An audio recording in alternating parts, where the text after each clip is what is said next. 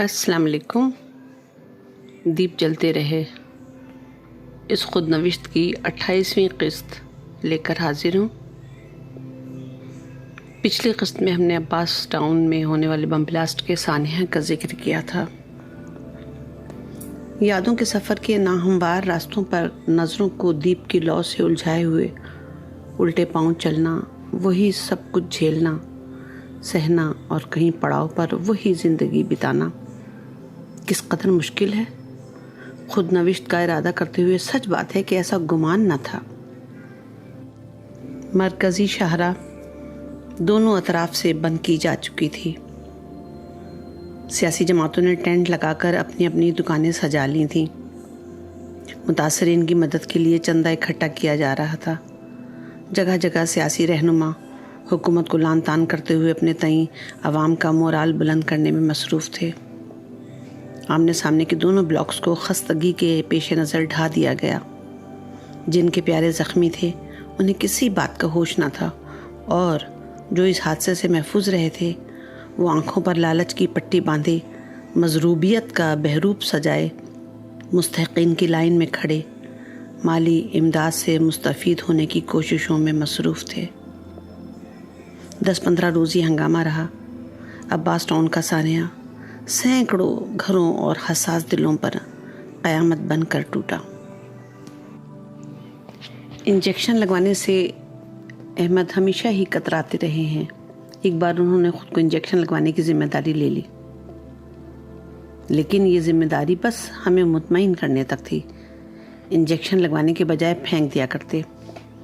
ये तजुर्बा भी बड़ा महंगा पड़ा। इसका खमियाजा भुगतने के बाद अब हम 20 दिन बाद इन्हें खुद अपनी निगरानी में इंजेक्शन लगवाया करते थे। माहो साल का बोझ उठाए बच्चे माँ बाप की कई जिम्मेदारियां अपने कांधों पर उठा लेते हैं। इंजेक्शन लगवाने की जिम्मेदारी अब रामिश ने संभाल रखी थी, क्योंकि बड़े बेटे रशी की निस्बत इसकी मसरूफियत कदरे कम थी। मुकर्ररा तारीख पर वो इन्हें क्लिनिक से इंजेक्शन लगवा लिया करता था। कुछ दिनों से मैं अहमद के रवैये में बदलाव महसूस कर रही थी। कुछ शक हुआ। रामिश से पूछा, इंजेक्शन लगवा दिया था? उसने अस्बात में सर हिला दिया। हम मुतमईन हो गए। शहर के एक नामी गिरामी स्कूल में पढ़ाते हुए अभी 2 साल मुकम्मिल नहीं हुए थे, इसलिए टीचर के बच्चे कवायद की रूह से इस स्कूल में कुल्ली तौर पर तालीमी अखराजात से मुस्तस्ना नहीं हो सकते थे। इल्हाम ने 5वीं क्लास में आकर अलम बगावत बुलंद कर दिया कि अब वो इस स्कूल में मज़ीद नहीं पढ़ेगा। महल्ले के सारे स्कूल ही अच्छे थे, लेकिन उसकी अपने क्लास फेलोज से न बनती थी। अब उसे हम घर पर पढ़ा रहे थे। दोनों बड़े बेटे रशी रामिश अपने अपने कॉलेज और इल्हाम को हम सोता हुआ छोड़कर अपने स्कूल चले जाते थे। इल्हाम हम सब की जान है और अहमद की मोहब्बत सिवा है, लेकिन अब इल्हाम उनसे मुतनफ़िर हो रहा था। वो कई दिनों से अपने बाबा की शिकायत कर रहा था कि वो मुझसे बहुत सारे घर के काम करवाते हैं और बुरी बुरी बातें करते हैं। हमने बुरी बातों की वजाहत चाहिए तो कहने लगा, बाबा कल कह रहे थे कि अपने जहन में ये बात बिठा लो कि तुम्हारी माँ मर गई है। परसों भी यही कह रहे थे कि समझो तुम्हारी माँ मर गई है, सारे काम खुद किया करो। मैं घर का सारा काम करता हूँ तब भी वो मुझे डांटते हैं। बस अब मैं घर में नहीं रहूँगा, पुराने वाले स्कूल ही जाया करूँगा, लेकिन अब मैं घर में नहीं रहूँगा। वो रोने लगा। ये सूरत हाल तो बड़ी तशवीशनाक थी। हमने दोबारा रामिश से तस्दीक चाही कि पिछले महीने इंजेक्शन लगवा दिया था ना। उसने फिर हाँ कहकर सर हिला दिया। लेकिन अब अहमद की जहनी कैफियत तेज़ी से ख़राब हो रही थी। गुस्सा बेपनाह बढ़ चुका था। सर के बाल साफ और कान में एक बाली पहन ली थी। फेसबुक पर किसी ने उनकी चमकती हुई टिंड वाली तस्वीर लगाई। सभी ने कमेंट में उनका मजाक उड़ाया। हमने भी कोई सफाई पेश न की और क़हक़हे का इमोजी डाल दिया। सबकी बेसमती है, मेरा क़हक़हा है और सफ़र। सबकी बेसमती है, मेरा क़हक़हा है और सफ़र। भूल बैठा हूँ मैं ये शायद رواں میں بھی تو ہوں۔ جسمانی اور ذہنی حالت کی تبدیلی باعث تشویش تھی۔ رامش کو بلایا اور اپنے تحفظات کا اظہار کرتے ہوئے اسے صاف کہہ دیا کہ وہ جھوٹ بول رہا ہے، بابا کو انجیکشن نہیں لگ رہا۔ ہمارے لہجے کے یقین نے اسے ڈگمگا دیا۔ مرے ہوئے لہجے میں دوبارہ یقین دلانے کی کوشش کی کہ باقاعدگی سے وہ انہیں انجیکشن لگوا رہا ہے۔ ہم نے اسے کہا کہ آنکھوں میں آنکھیں ڈال کر الہام کی قسم کھا کر بتائے کہ انہیں انجیکشن لگوایا جا رہا ہے یا نہیں۔ اس بار وہ صرف اتنا بولا کہ بابا کہہ رہے تھے کہ تمہاری ماں مجھے زبردستی انجیکشن لگواتی ہے، میں بالکل ٹھیک ہوں۔ انہوں نے مجھے کہا تھا کہ تم خود تجربہ کر کے دیکھ لینا، اگر میری حالت میں گڑبڑ دیکھو تو لگوا دینا۔ اب اتنے دنوں سے وہ باپ کا بدلاؤ دیکھ رہا تھا، سمجھ بھی رہا تھا کہ اس سے غلطی ہو چکی ہے، ڈرا ہوا تھا، مگر شاید ہمارے سامنے حقیقت کا اعتراف کرنے کی ہمت نہ تھی۔ یہ ظاہر کرنے کے لیے کہ انجیکشن نہ لگنے سے ان کی حالت پر کوئی فرق نہیں پڑا، احمد خود کو سنبھالنے کی شعوری کوشش میں اور زیادہ ڈگمگا رہے تھے۔ حلیے کی ایسی بڑی تبدیلی بچوں کے لیے شرمندگی کا باعث بن رہی تھی۔ ایک مخصوص حلقے کے معتقدین کے خیال میں اس روپ کی شبیہ بابا صدا حسین کی تھی۔ ایک حساس شاعر اور اچھے انسان سے ہمدردی رکھنے اور مذاق اڑانے والوں کی تعداد میں اتار چڑھاؤ جاری تھا۔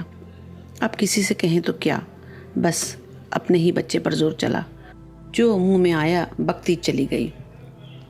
مجھے نہیں معلوم تھا، میں آستین میں سانپ پال رہی ہوں۔ تم نے بابا کی بات کا اعتبار کر کے ثابت کیا کہ تم مجھے ان کا دشمن سمجھتے ہو۔ اگر واقعی تمہیں بابا کی بات کا یقین ہے تو اب سنبھالو انہیں، اس مسئلے سے میرا کوئی تعلق نہیں۔ دیکھتی ہوں تم کیسے اس مسئلے کو ہینڈل کرتے ہو۔ سخت الفاظ اور ایسی دھمکی، خوب رویا۔ ہم نے بھی اسے چپ کرانے کی کوشش نہیں کی۔ راہ وحشت میں کوئی بار تو کم ہونا تھا، سنگ و سر کب تلک ایک ساتھ اٹھائے جاتے۔ اپنے بابا کے اعصابی داؤ پیچ نے بچوں کی فکری، ذہنی اور جسمانی صلاحیتوں کو ذرا متاثر نہ کیا تھا۔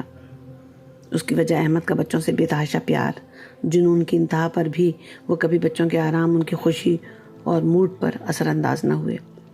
بچوں نے بھی اپنے بابا پر اپنی کسی فرمائش یا خواہش کا بوجھ نہیں ڈالا۔ بچوں کے بڑے ہونے تک احمد کے مزاج اور طبیعت میں کافی ٹھہراؤ آ چکا تھا۔ حساس دلوں پر قیامتیں مختلف انداز سے ٹوٹتی رہتی ہیں۔ عباس ٹاؤن کے سانحے نے انہیں حد سے زیادہ آزردہ کر دیا تھا۔ ایک بے کلی تھی جو ہر پل انہیں بے چین رکھتی۔ حساس دل اور مزاج نازک ہو تو دماغ چکرا ہی جاتا ہے۔ اس سانحے نے دماغ میں ایسا کیا خلل ڈالا کہ سب جانتے بوجھتے بیٹے کو اپنے دام میں پھنسایا۔ اسے بھی اپنے باپ سے ہمدردی محسوس ہوئی۔ اس نے بھی سوچا ہوگا کہ انجیکشن کے مضر اثرات شاید بابا کی تکلیف بڑھا دیتے ہیں۔ رسک لینے میں حرج ہی کیا ہے، اور اب اس کی اس سادہ دلی کا خمیازہ اس چھوٹے سے گھر کے تمام مکینوں کو بھگتنا تھا۔ باپ کے جوتے بیٹوں کو اور بیٹوں کی جیکٹ ہمیں فٹ آنے لگی تو سوچا کہ باپ کی وحشتیں، ہماری تھکن اور بچوں کی توانائی سب مل کر پہنیں گے اوڑھیں گے، مگر الجھائے رکھا جیب و گریباں کے تار میں اہل جنوں نے وقت کو جانے نہیں دیا۔ اب گنجے سر کو چمکدار بنانے کے لیے تیسرے چوتھے روز اس طرح لگواتے۔ کان میں ایک بالی ہنوس تھی، زیادہ وقت گھر سے باہر گزرتا تھا۔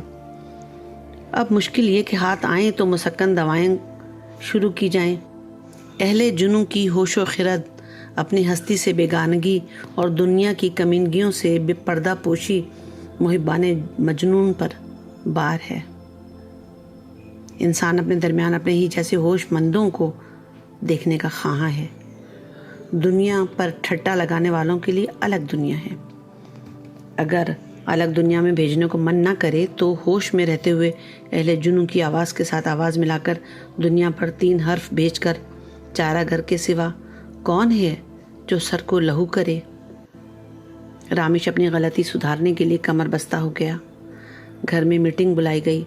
چھوٹے بڑے اور منجھلے نے بابا کو آڑے ہاتھوں لیا۔ باپ کی بچوں سے بے پناہ محبت کے آگے غصہ پانی کی طرح بہہ گیا۔ چپ چاپ اچھے بچوں کی طرح اپنے سائیکٹرسٹ ڈاکٹر ایاز کے پاس پہنچے۔ مسکن دواؤں انجیکشن کے ڈوز سے مزاج میں کچھ اعتدال آیا۔ وعدہ کیا کہ اچھے بڑوں کی طرح بقیہ زندگی گزاری جائے گی۔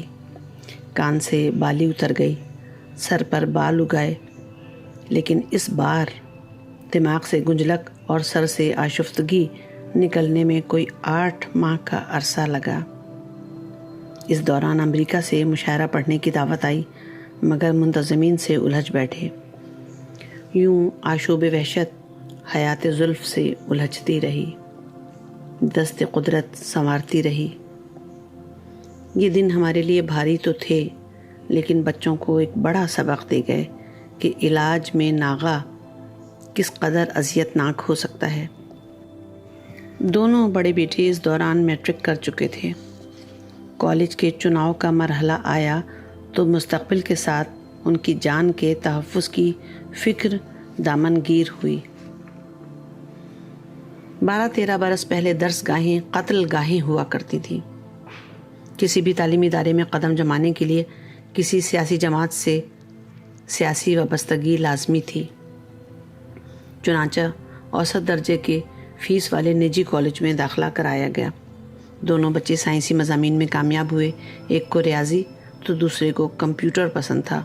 ڈاکٹر انجینئر ٹائپ کسی سکہ بند پیشے سے دونوں کو کوئی شغف نہ تھا۔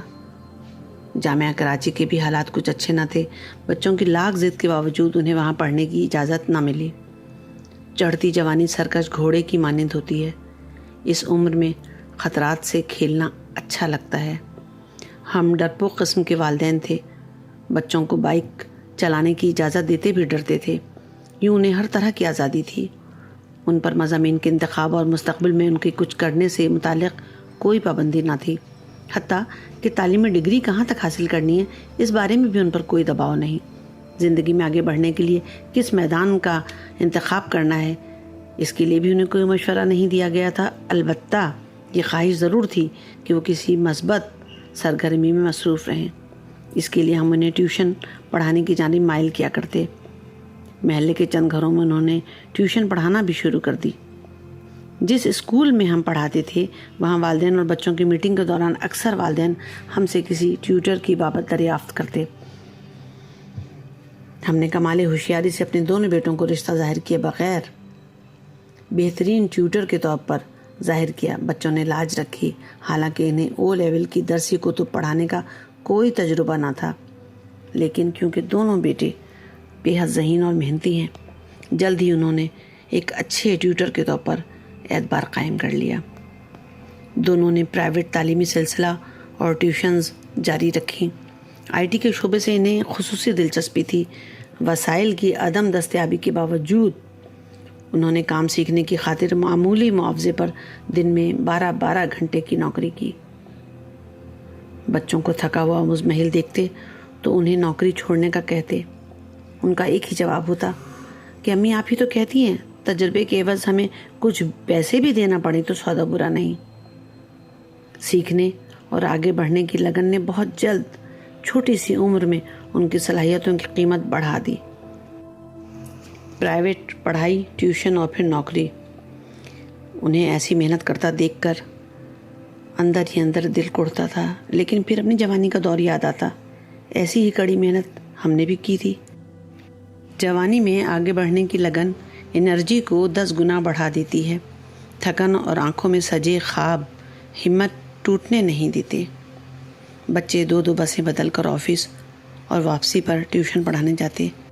معاشی ناآسودگی ان کا مقدر نہ بنے، اس خوف سے دل کانپ جاتا تھا۔ 28ویں قسط یہاں ختم ہوئی، 29ویں قسط کے ساتھ حاضر ہوں گی۔ یاد دلاتی چلوں کہ اگر چینل آپ نے اب تک سبسکرائب نہیں کیا تو کر لیجئے تاکہ اگلی اقساط کا نوٹیفیکیشن آپ کو مل سکے۔ بیل آئیکن پریس کر لیجئے۔